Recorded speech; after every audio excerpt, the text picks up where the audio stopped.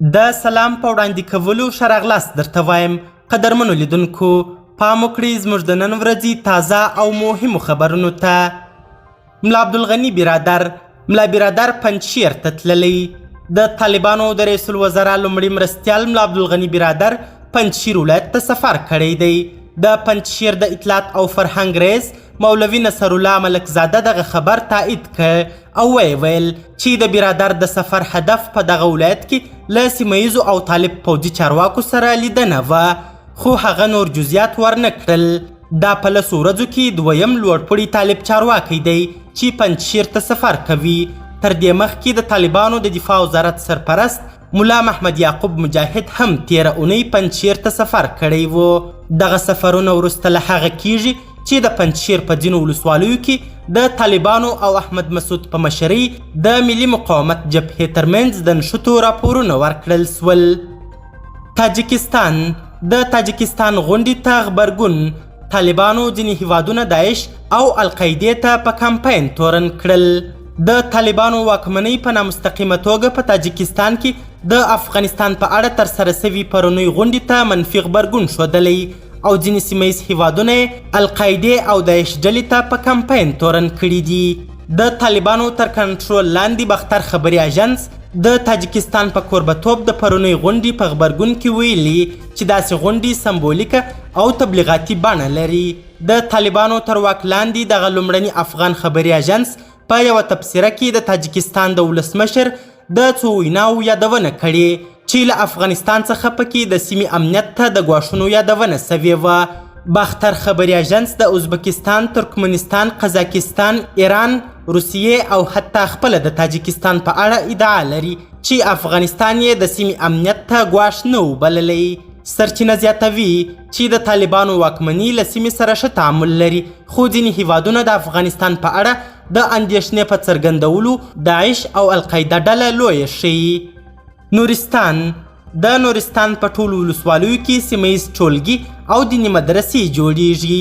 د طالبانو د پوهنې وزیر شیخ نورالله منیر نورستان ته په سفر کې ویلي چې محرومو ولایتونو ته به د پوهنې په برخه کې ځانګړې پاملرنه کیږي.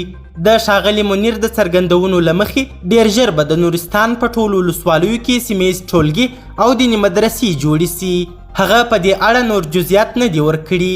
نورستان د افغانستان له تر ټولو محرومو ولایتونو څخه دی، خو مدرسې او د دیني زده کړو نور پریمانه امکانات لري.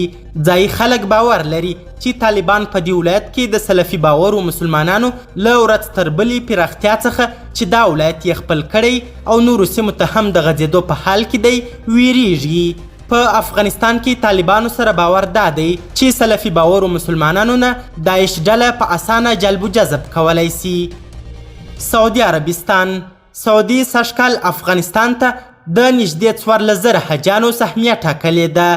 د طالبانو د واکمنۍ چارواکو د حج د سږنیو مراسمو لپاره د ځینو تدابیرو د پیل خبر ورکړی. د طالبانو د ارشاد، حج او اوقاف وزارت ویلي چې له اریانا افغان هوایي شرکت سره د حجانو د لیږد او بیرته راستنېدو هوکړه لیک لاسلیک کړی. سرچینه زیاتوي یاد هوایي شرکت به له اټکل سوي سهمیې څخه نیمایي حجیان د وړاندې سوو شرایطو مطابق او د هوایي چلند د موجوده معیارونو په پام کې نیولو سره سعودي عربستان ته د حج ادا کولو لپاره انتقال او له مراسمو وروسته به یې بیرته هیواد ته راستانه کړي. د دغه وزارت د معلوماتو په اساس په 1401 کال کې د افغانستان حجانو لپاره 14,582 تنه سهمیه ټاکل سوې ده. ښځینه زده کړې. اسلامي امارت د ښوونځیو پرانیستلو لپاره 8 کسیزه کمیټه جوړه کړې. د افغانستان اسلامي امارت سرپرست حکومت وایي یوه 8 کسیزه کمیټه یې جوړه کړې چې د نجونو د ښوونځیو د پرانیستلو لار هواره کړي. د اسلامي امارت مرستیال ویاند انعام الله سمنګاني ویلي چې د سترې محکمې رئیس عبدالحکیم حقانی به د دې کمیټې مشري په غاړه لري. د زیاته کړې دا 8 کسیزه کمیټه چې دیني علما پکې شامل دي له 6 ټولګي پورته نجونو د ښوونځیو پرانیستلو په برخه کې یو لړ کارونه کړي او تمه ده چې په نږدې راتلونکي کې دا ستونزه حل سي. د تیر کال د اګست په 15مه واک ته د اسلامي امارت رسېدو وروسته د نجونو ښوونځي بند دي.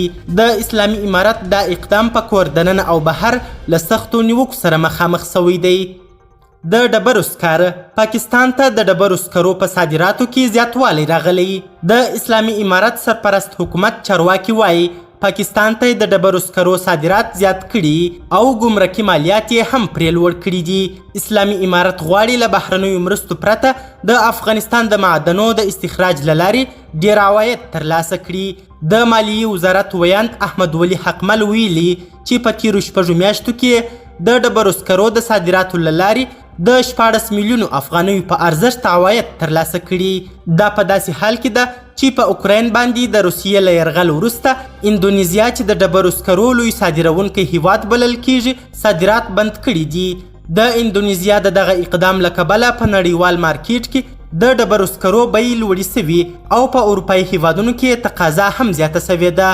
د راپور په اساس د افغانستان د ډبرو سکرو صادرات به د پاکستان ډیره اړتیا پوره کړي او په جنوبي افریقا باندې به تکیه کمه کړي. دا مهال پاکستان د خپل ضرورت وړ 15% د ډبرو سکاره له جنوبي افریقا څخه واردوي. قدرمنو لیدونکو، نړۍ مننه چې ویډیو مو تر اخري شیبه وکتل. د لا زیاتو او نورو لحظه پر لحظه موثق خبري معلوماتو لپاره زموږ همدغه مشال پریس یوټیوب چینل سبسکرایب کړئ. تر بیا او بلې ویډیو ښه وخت او ښې چارې د الله په امان.